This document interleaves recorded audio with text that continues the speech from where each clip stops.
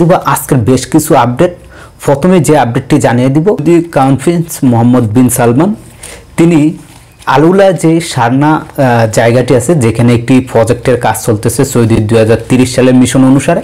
আমাদের যে সকল বাংলাদেশি প্রবাসী বাইরে আছেন, সৌদিতে অবস্থান করছেন, তাদের জন্য আর প্রবাসীদের জন্য আগামী 27 তারিখ শুক্রবার এবং 28 তারিখ শনিবার সকাল 8টা থেকে বিকাল 4টা পর্যন্ত দূতাবাসের পক্ষ থেকে আপনাদেরকে সেবা দেবে। যারা আগে পাসপোর্ট জমা দিয়েছেন এমআরপি, যাদের পাসপোর্ট আসছে তাদেরকে পাসপোর্ট দিবে, এবং যাদের নতুন করে আবেদন করতে চাচ্ছেন ই পাসপোর্টের জন্য, তারা এই পাসপোর্টের জন্য আবেদন করতে পারবেন। আশা করি বুঝতে পারছেন। ভিডিওটি বেশি বেশি করে শেয়ার করবেন যাতে করে সকল প্রবাসী ভাই জানতে পারে।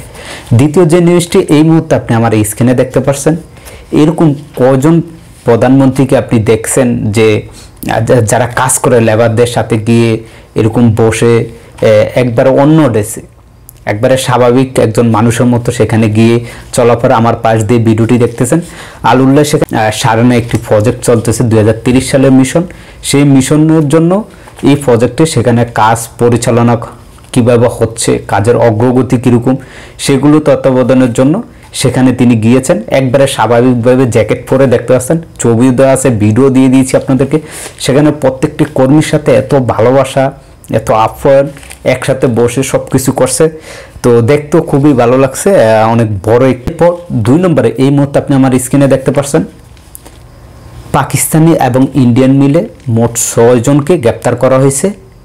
এই 6 জনের কাজ হচ্ছে বিভিন্ন জায়গা থেকে, বিভিন্ন কাজের স্থান থেকে, পুরনো বাড়ি থেকে তারা যেটা করে কারেন্টের তারগুলো চুরি করে সেখান থেকে কাইটা তারগুলো চুরি করে নিয়ে আসা বাইরে বিক্রি করে, যার জন্য এই 6 জনকে গ্রেপ্তার করা হয়েছে। আল কাসিম পুলিশের পক্ষ থেকে এই আপডেটটি জানিয়েছে।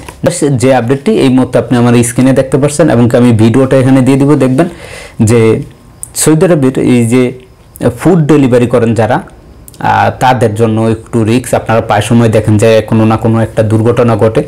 তো আজকে দেখতে পাচ্ছেন একটি বাইক কিন্তু অলরেডি স্লিপ কেটে পড়ে গেছে। এই রাস্তার মধ্যে কে বা কারা বা কিভাবে তেলগুলো আসছে কেউ জানে না, তদন্ত চলতেছে। এই তেলের কারণে এই বাইকে পড়ে গেছে মোটরসাইকেল নিয়ে, এবং অনেকটা ব্যথা পাইছে। তাছাড়াও শুধু এই বাইকটি না, আরও অন্যান্য যে গাড়িগুলো আছে ভিডিও দেখতেছেন স্ক্রিনে, সেই গাড়িগুলো এখানে অটোমেটিকভাবে স্লিপ করে যাচ্ছে। ব্রেক করলে ব্রেক হয় না, একটি দুর্ঘটনার শিকার হচ্ছে এখানে। তো এই ছিল আজকের একটি ভিডিওটি অবশ্যই বেশি বেশি করে শেয়ার করবেন যাতে করে সকল প্রবাসী ভাই উপকৃত হতে পারে।